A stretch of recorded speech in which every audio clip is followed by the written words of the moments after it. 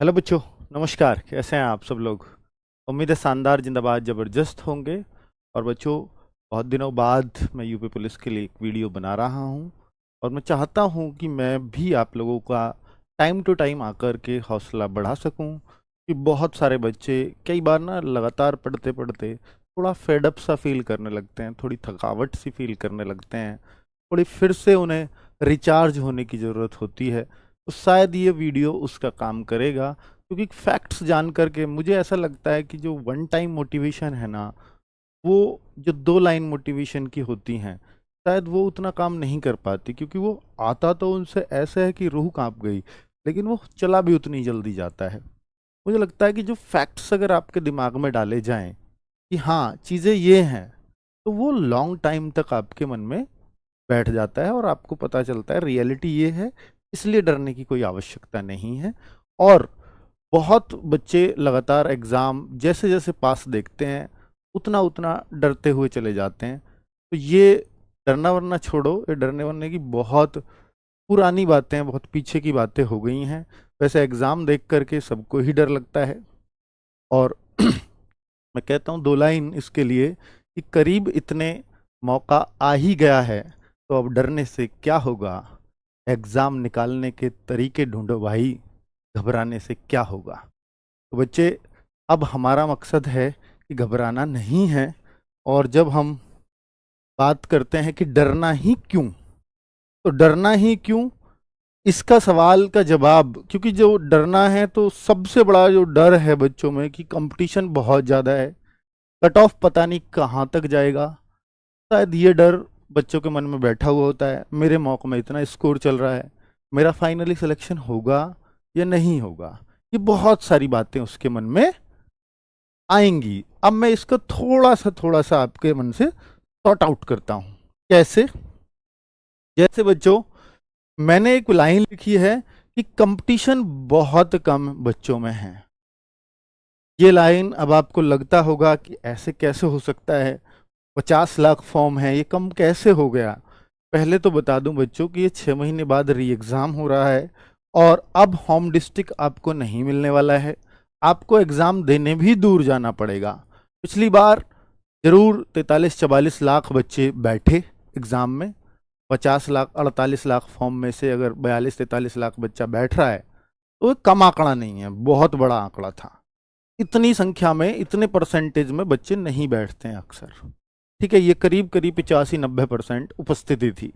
लेकिन उसका एक बहुत बड़ा कारण था कि एग्जाम सेंटर आपके ही वाले डिस्ट्रिक्ट में था, अपने वाले में ही, और फॉर्म जस्ट अभी अभी भरे गए थे। तो उनमें से कुछ बच्चे कहीं ना कहीं और दूसरी जगह, दूसरी तैयारियों में या दूसरी जगह सेलेक्ट नहीं हुए होंगे। यहाँ पे सेलेक्ट नहीं तो किसी और तैयारी में कोई लगा होगा। इस बार ऐसा होगा, यार 6 महीने पहले की बात थी, भर दिया था जोश जोश में, हमारी तैयारी तो कुछ नहीं है, इतनी दूर एग्जाम देने कौन जाएगा। तो ये बात है। लेकिन इससे कंपटीशन कभी कम नहीं होता। क्यों नहीं होता? क्योंकि दूसरे जिले में एग्जाम देने कौन जाएगा, ऐसा सोच के एग्जाम ने अपना सिर्फ वही छोड़ेगा जिसको अपने नंबर आने के चांसेस नहीं होंगे। क्योंकि कभी भी जो फाइटर बच्चा है, जिसके ये पता है कि मेरा सिलेक्शन यूपी पुलिस में हो जाएगा इस एग्जाम को देने से, वो कैसे अपना एग्जाम छोड़ सकता है? नहीं छोड़ेगा, है ना बच्चों। तो छोड़ता वही है उस एग्जाम को जिसको ये पता पहले से ही होता है कि मेरा होना ही नहीं है। तो इसलिए इससे कंपटीशन कम नहीं होता कि उपस्थिति कम हुई या उपस्थिति ज्यादा हुई। ये मेरा मानना है। बाकी बच्चे, ऐसा मैं मानता हूं कि 40 लाख बच्चे करीब करीब एग्जाम में उपस्थित होंगे। अब ये 40 लाख हैं, वैकेंसीज आपकी 60,000 हैं। अगर मैं ये भी देखूं कि भाई ये 40 लाख 60,000, तो ये करीब करीब अगर 42 लाख भी बच्चे होते तो भी 70 बच्चों में से एक का सिलेक्शन बैठता है। तो मैं ये मान लूं कि भैया 65 से 70 के बीच बच्चों में से एक का सिलेक्शन होगा। अब आप कहोगे सर 65-70 तो मेरे पूरे गांव में है फॉर्म, पूरे गांव से सिर्फ एक ही बच्चे का सिलेक्शन। और कोई कहेगा कि सर मेरे गांव में तो फार्म ही 30 है, तो इसका मतलब हमारे गांव में से कोई सिलेक्शन ही नहीं होगा। ऐसा नहीं होता बच्चों। तो इसका भी मैं आपको बता देता हूं। इससे अगर डर लगे तो एसएससी जीडी, जिसको शायद यूपी पुलिस का हर बच्चा जानता होगा, उसमें मैं यूपी के लेवल पे कंपटीशन बता रहा हूं। मैं ये नहीं कि सर वहां 50 लाख फॉर्म में 50,000 वैकेंसी है तो 100 बच्चों में से एक का हो गया, नहीं, वो ओवरऑल पूरा, पर वो ओवरऑल कट ऑफ नहीं लगती, वो लगती है स्टेट वाइज। अगर मैं यूपी का ही देखूं तो यूपी के बच्चे उसमें 12 लाख फॉर्म होते हैं कम से कम, और वैकेंसी होती है मात्र 2700। तो वहां कंपटीशन आता है, वहां कंपटीशन जो आता है बच्चों, वो 250-300 बच्चे में से एक का होता है। अब आप देखो ये 65-70 बच्चे में से एक का है। अगर मैं एसएससी जीडी के मुकाबले देखूं तो यूपी पुलिस का कंपटीशन कुछ भी नहीं है। लेकिन ये भी सच्चाई है कि एसएससी जीडी का फॉर्म सब लोग नहीं भरते, यूपी पुलिस का अच्छे घरों से भी लोग फॉर्म भरते। ठीक है, ये सच्चाई है। तो चलो ऐसा थोड़ा बहुत परसेंटेज और मान लेते हैं, लेकिन फिर भी एसएससी जीडी के मुकाबले आधा कंपटीशन भी ये नहीं है। अब आप ये मत मानना इस बात को कि सर आधा कंपटीशन नहीं है, इसका मतलब वो मेरिट अगर 90% पे जाती है तो 45 पे ही लग जाएगी, नहीं, ऐसा भी नहीं है। क्योंकि बच्चों ऐसा नहीं होता कि आधे बच्चे 45 तक होते हैं तो आधे 90 तक होते हैं, नहीं, ऐसा होता ही नहीं है ना। ऐसा भी हो सकता है कि 70 तक इतने बच्चे हैं और 65 तक उसके आधे बच्चे हैं। इन 5 नंबर में ही सब कुछ चल रहा है। ठीक है, तो वो कट ऑफ के जितने आप करीब होते हैं उस एक एक नंबर पर बहुत ज्यादा बच्चा होता है। जब आप यहां भी आप गूगल फॉर्म मुझे देते हो तो पता लगता है कि यार एक एक मार्क्स पर मेरे पास आए डेटा के हिसाब से ही कितने हजार बच्चे हैं। तो आप सोचिए ना, आपका एक मार्क्स, आपका जो एक नंबर है वो कितना बड़ा खेल कर देता है, बहुत बड़ा। ठीक है, तो कंपटीशन कम बच्चों में है। आप ये कितने कम बच्चों में मैं बता देता हूं। आप ये मत मानना कि 40 लाख अगर एग्जाम देंगे तो 40 लाख बच्चों में कंपटीशन है, नहीं। मैं आपको एक आंकड़ा देता हूं कि अगर ये वैकेंसीज 3 लाख होती, मेरी एक बात सुनना, कि अगर ये वैकेंसीज 3 लाख होती तो आप कहते सर फिर तो हर मेहनती बच्चा लग ही जाता, फिर तो कोई चांस ही नहीं होता। आप बताओ क्या कोई भी मेहनत करने वाला बच्चा रहता अगर ये वन टाइम में 3 लाख वैकेंसीज होती? तो इसका मतलब आप ये कह रहे हो कि बच्चे सिर्फ 3 लाख ही मेहनत करते हैं?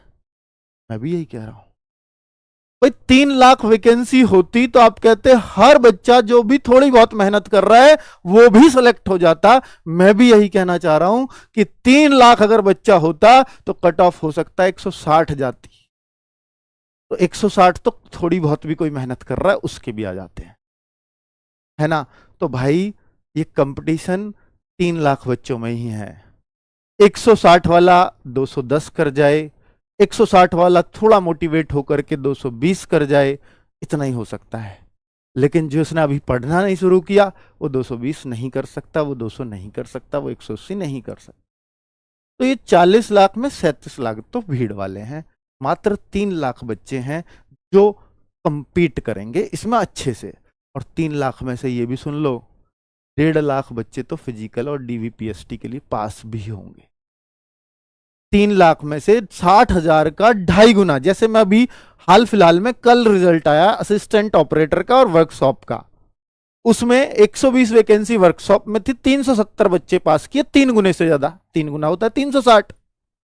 ऐसे ही असिस्टेंट ऑपरेटर में 1376 वैकेंसीज थी, वहां बच्चे करे 4200 पास, तो वो भी 3 गुने से ज्यादा। तो अगर मैं यहां 3 गुना मान लूं, क्योंकि ऐसे ही यूपी पुलिस में एक सही रूटीन चलता है, अगर 60,000 वैकेंसीज हैं तो 1,80,000 बच्चे पास होंगे। पर चूंकि पहले का रिकॉर्ड ऐसा नहीं रहा तो 2.5 गुना ही मैं मान लूं। तो 2.5 गुना मतलब आप ये मान करके चलिए कि अगर 60,000 का 2.5 गुना तो 1.5 लाख बच्चा पास होगा। किसके लिए? डीवीपीएसटी के लिए। अब आप कह रहे हो 3 लाख में तो कंपटीशन ही है और 1.5 लाख पास भी होगा, तो कंपटीशन रहा कहां? अब लगाओ अपने गांव में से हर 2 बच्चे में से एक का सिलेक्शन हो रहा है, ऐसा कंपटीशन है। तो इस तरह से अपने आप को मजबूत करो, ये नहीं कितना कंपटीशन है, कहां कट ऑफ जाएगी, आगे बात करूंगा कट ऑफ पर भी। तो आप ये मान लो कि भैया 160 क्या 170 वाला फाइट में है क्या? अगर कोई ये बोले, मैं कहूंगा नहीं है। अगर आज के मॉक टेस्ट के हिसाब से आप देखते हो 160 और 170 वाला फाइट में नहीं है, क्योंकि 1.5 लाख तो निकलेगा 3 लाख में से। 160-70 तो तब होता जब 3 लाख लिए जाते, है ना, लिया तो 1.5 लाख ही जाएगा। तो आप ये मानो कि आपको ना करीब करीब 200 के आसपास तो करना ही पड़ेगा, उससे आप कम की उम्मीद मत करो, अगर पेपर ऐसा ही आता है जैसा आपका अभी हुआ था। अगर इससे लेवल इन्होंने बढ़ा दिया तो हो सकता है फिर 200 से डाउन आ जाए, लेवल ऐसा ही रहा तो भाई 200 से पार होगा, आपको उतना मानना पड़ेगा खुद को। ठीक है, आगे मैं बात कर लेता हूं। तो देखिए डर ही क्यों है, मैं इस चीज को निकालना चाह रहा हूं आपके अंदर से। डरिए मत, आपको सारी बातें बता रहा हूं जिनसे डर आता है। आता हुआ एक भी प्रश्न गलत ना हो, ये कितना आसान काम है, शायद दुनिया का सबसे आसान काम है हर उस परीक्षार्थी के लिए जो परीक्षा में बैठना चाहता है। उसके लिए सबसे आसान काम क्या है कि आता हुआ प्रश्न गलत नहीं करूंगा।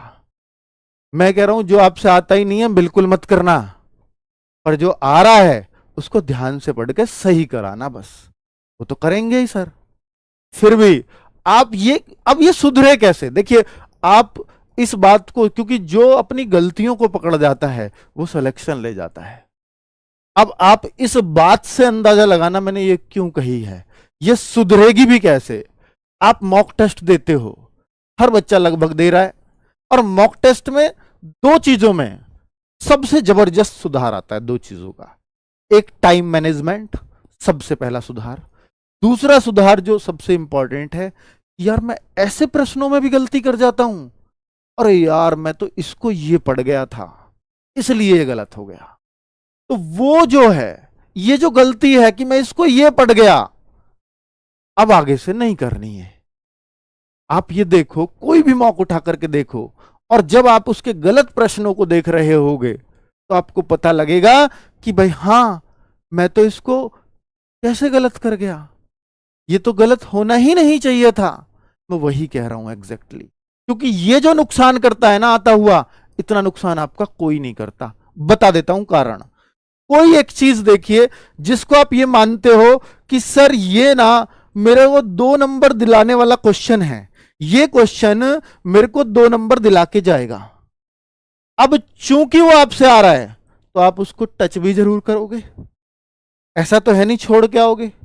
अब वो गलत हो गया आपका, भाई टच किया है या तो गलत हो गया सही। अब आता हुआ है तो टच किया है इसलिए आप सही मान के चल रहे हो गया क्या गलत।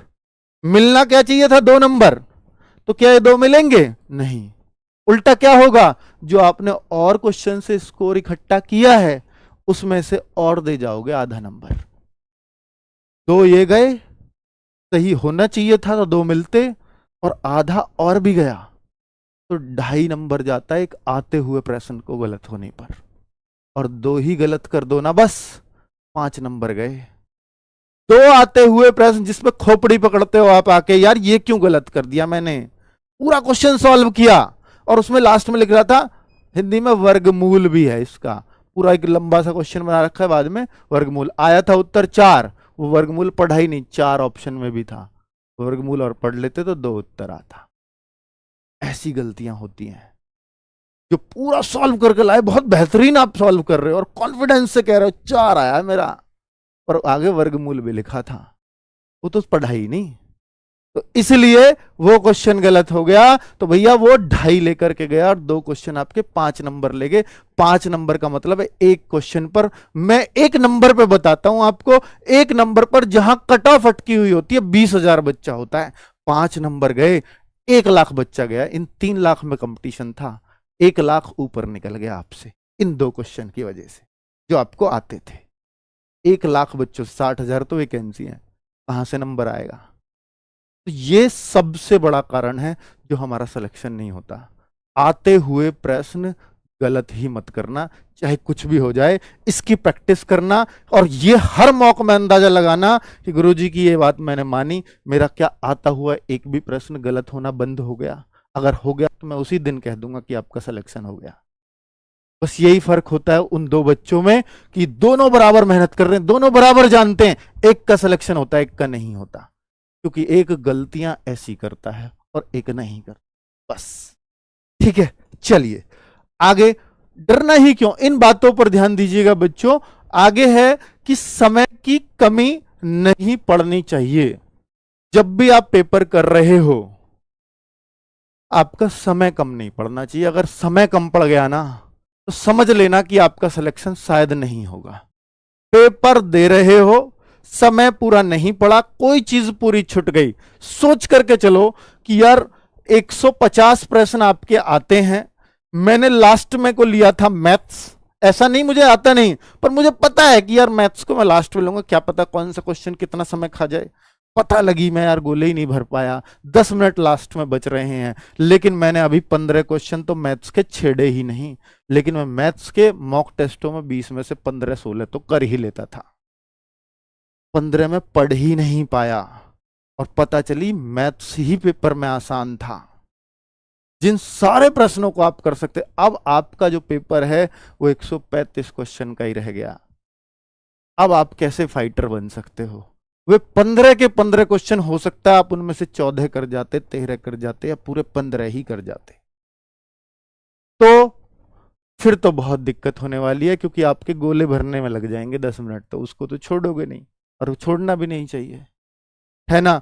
तो भाई अगर आपका समय कम पड़ता होना, तो सिलेक्शन के रेट, सिलेक्शन का जो वो दर है वो इतनी कम हो जाती है बच्चे की, भाई आपका नहीं होने का। तो ये उद्देश्य जरूर पाल लेना अपने मन में कि समय कम ना पड़ जाए। समय अगर कम पड़ा तो सिलेक्शन नहीं होगा। समय कम ना पड़े इसके लिए क्या करें? सिर्फ मॉक टेस्ट। और बच्चों ऑनलाइन वाले ही मत करना, मैं आपसे पहले भी कह चुका हूं। पीडीएफ का प्रिंट निकलवा लेना, पीडीएफ हम हर संडे की मॉक की डालते हैं, तो पीडीएफ का प्रिंट निकलवाना, वही ओएमआर भरना जो वहां भरनी है, क्योंकि उसके लिए 10 मिनट अलग से लगते हैं। गोले भरने में कुछ तो समय खाती है वो आपका, हमें टिक नहीं मारना। तो बच्चों उसकी प्रैक्टिस जरूर कर लेना, वो आपके 10 मिनट एक्स्ट्रा लगवाएगी ही लगवाएगी। अगर वो नहीं करा है तो फिर आप बहुत बड़े धोखे में रह जाओगे। समय की कमी मत पड़ने देना। अगली बात कहता हूं कि डरना ही क्यों, ये सीरीज है डरना ही क्यों, उसके जवाब दे रहा हूं बच्चों। डरना नहीं है, अगर ये सारे चीजों पर आप काम कर रहे हो तो डर लगेगा ही नहीं, ठीक है। अब सिर्फ वो पढ़ो, देखो कितना आसान कोट दे रहा हूं कि अब सिर्फ वो पढ़ो जो आपको आता है। आती हुई चीज कोई पढ़े, हां, नया मत पढ़ो बच्चों, नया पढ़ने का प्रयास भी मत करो। पढ़ना है नया तो सिर्फ और सिर्फ क्या पढ़ लो? Current affairs. इसके अलावा नया एक्शन कोई नहीं रोक पाएगा। जो आपको आते ही नहीं है, अगर आपने उस पर काम करना शुरू किया तो कंफ्यूजन उनमें भी होगा जो आपको आते हैं, उनमें कोई कंफ्यूजन ना हो। वो चीजें समय पर खत्म हो जाएं जो आपको आते हैं, तो उनका बार बार रिवीजन करो। इस बात का उद्देश्य वही है। जो चीज, जो चैप्टर अब तक आपने नहीं छेड़ा, चाहे वो रीजनिंग में हो चाहे वो मैथ्स में हो, उसको प्लीज मत छेड़ना। हिंदी में छेड़ सकते हो,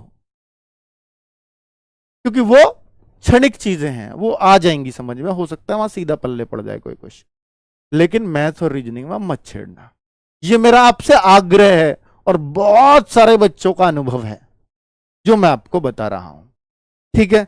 आगे बात कर लें। आगे, एग्जाम से 48 आवर्स पहले ज्यादा होशियार बच्चों से बातें बंद कर दें। ज्यादा होशियार कौन होते हैं बच्चों? ये वही होते हैं जो हमारा मोरल डाउन करते हैं। भाई मैंने ये पढ़ लिया, तूने पढ़ा क्या? ये आपको लगेगा यार ये तो इसने पढ़ लिया, इसका तो हो जाएगा, मैंने तो पढ़ा ही नहीं। कोई कह रहा था, वो मास्टर कह रहा था यूट्यूब पे, इससे जरूर आएगा प्रश्न, ये बहुत इंपॉर्टेंट चैप्टर है। भाई मास्टर को भी उतना ही पता है, वो भी अंदाजा ही लगा रहा है, प्रीवियस ईयर आपने भी देखे हैं। तो इन चीजों पे मत जाओ। कौन आपसे क्या बोल रहा है कि भाई वो पढ़ा है नहीं पढ़ा है, इन चर्चाओं को छोड़ दो। आपकी तैयारी आपके साथ है, उसकी तैयारी उसके साथ है, ठीक है। पता लगी वो तो, उसका तो सिलेक्शन होना ही नहीं था, पर इससे ऐसा करके वो आपको और उलझा रहा है कि यार इसका ना हो जाए कैसे। इसको थोड़ा सा घबराने को मजबूर करता हूं। आप देखते होंगे ना, कई बार किसी का सिलेक्शन किसी एक वैकेंसी में हो गया, अगर वो कोई दूसरा टेस्ट देगा, उसमें सिलेक्शन पक्का कर आया, ज्वाइनिंग नहीं हुई अभी, ले इसलिए दूसरा दे आऊं, और इतने माइंड फ्रेश से गया, होगा हो जाएगा, नहीं तो मेरा हुआ पड़ा एक में, उसका दूसरे में भी हो जाएगा, पक्की बात है, बिना पढ़े, क्योंकि वो बहुत कॉन्फिडेंस लेकर के जा रहा है। और ये कॉन्फिडेंस ना 48 घंटे पहले ही आपका हिला दिया। अब आप सिर्फ दिन रात ये सोच रहे हो मेरा शायद नहीं होगा। तो ये जो कॉन्फिडेंस है ना, बहुत लोगों के साथ जाओगे आप। प्लीज ये बातें बंद कर देना, अब से ही कर दो ये बातें बंद। अपनी तैयारी अपने साथ रखो। आप भी बहुत बेस्ट टीचर से पढ़ रहे हो, आप उनसे पढ़ते रहिए, ठीक है। और सब चीजों को है इनमें झमेले में नहीं पढ़ने की जरूरत है। मत किसी से सलाह लो। कोई यूपी पुलिस में भर्ती हुआ, बड़ा भाई के चाचा का लड़का, तो भाई मैं उससे एक बार पूछ लेता हूं कि क्या है, कैसे कैसे पढ़ी थे। अब भाई वो अपने अलग ही तरीके बताएगा, उसने हो सकता है वो 6 साल पहले पढ़ाई की हो। अब आप उससे पूछोगे तो वो उस तरह की चीजें बताएगा। मत पूछिए अब किसी से, और उसको भी वो बतानी पड़ रही क्योंकि आप पूछ रहे हो, वरना वही कहां कौन सा इच्छुक था, उसे भी कहां ध्यान था। अच्छा, कोई ऐसे भी उससे पूछेगा, वो जो उसके मुंह में आया उसने बोल दिया। अब आपने तो सीरियसली फॉलो कर लिया, आप तो रहे नहीं हो, फिर कैसे होगा आपका। ठीक है, तो वो सब चीजें निकालो दिमाग से। एक और बात कि एग्जाम सेंटर पर जाकर के हम, कुछ ऐसे कीड़े होते हैं कि वो वहां पर भी किताब लेकर के पढ़ रहे होते हैं। भाई ये और एक बार देख लूं, ये और कैसे कर लूं, और उनको देख करके आप भी, भाई दिखाना तेरी किताब में ये कैसे लिख रहा है, मैं भी देख लेता हूं एक बार। इस करंट को दिखाना, भाई तू कहां से पढ़ रहा है। ये बातें बिल्कुल बंद कर दो। एग्जामिनेशन सेंटर पर कुछ भी मत पढ़ो, मत कुछ भी सुनो किसी का, मत बोलो और मत सुनो। इसलिए कह रहा हूं गूंगे और बहरे बन करके जाना एग्जाम सेंटर पे। बस एक ही चीज सुननी चाहिए, अगर बेल बजे 1 घंटे की तो वही सुने आपको, और कुछ नहीं। इसके अलावा कुछ भी नहीं, कुछ जरूरत ही नहीं है।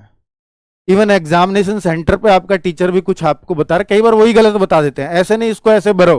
भाई यहां से सीख के जा रहे हो आप सब कुछ, उनको पता ही नहीं होता। वो क्लास का पढ़ा रहा है 11th का 10th का, उसने कभी आज तक कंपटीशन का दिया नहीं है कोई भी एग्जाम। वो आपको इंस्ट्रक्शंस दे रहा है कि ऐसे नहीं ऐसे। कई बार मैंने देखा है बच्चों को गलत करवाते हुए, एग्जामिनेशन हॉल में खुद टीचर्स करा रहे होते हैं।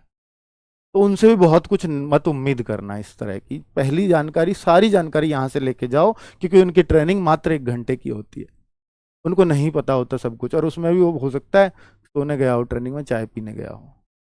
ठीक है, चलो तो आगे बात करें बच्चों।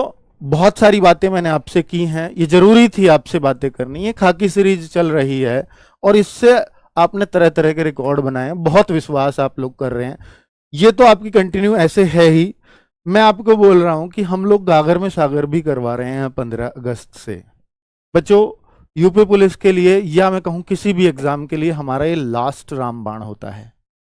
गागर में सागर में हर एक टीचर वो अपनी पूरी जान लगा रहा होता है कि भाई इससे बच्चों को क्वेश्चन कैसे फंसाया जाए, बच्चे का रिवीजन कैसे हो। क्योंकि अंतिम समय में ना, मैं क्या कह रहा हूं, नया मत पढ़ना, पुराना भी क्या पढ़ें या क्या क्या पढ़ें, कैसे कैसे रिवीजन करें, कैसे स्लॉट में बांटें, ये सारी चीज रिवाइज हो जाएं। ये गागर में सागर सीरीज हर एक चैप्टर की हर एक टाइप को रिवाइज कराने के लिए ही होती है।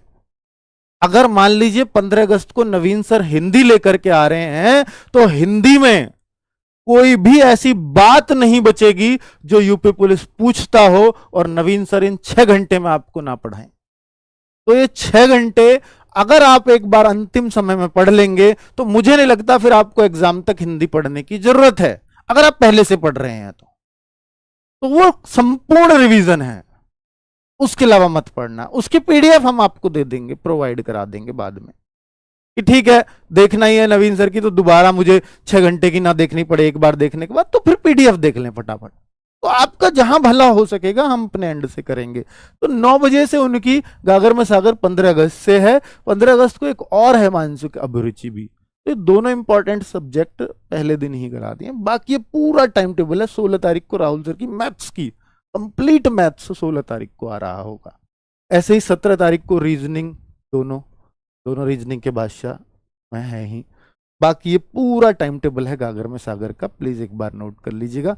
वीडियो ज्यादा लंबी नहीं करूंगा। और अंत में आपसे एक बात कहूंगा, हाँ भाई एक बात लास्ट में जाते जाते, कि डर तुझे भी लगा ये फासला देखकर, पर तू आगे बढ़ते जाना रास्ता देखकर। खुद पे खुद नजदीक आएगी तेरी मंजिल, तेरा हौसला देखकर। धन्यवाद बच्चों, नमस्कार।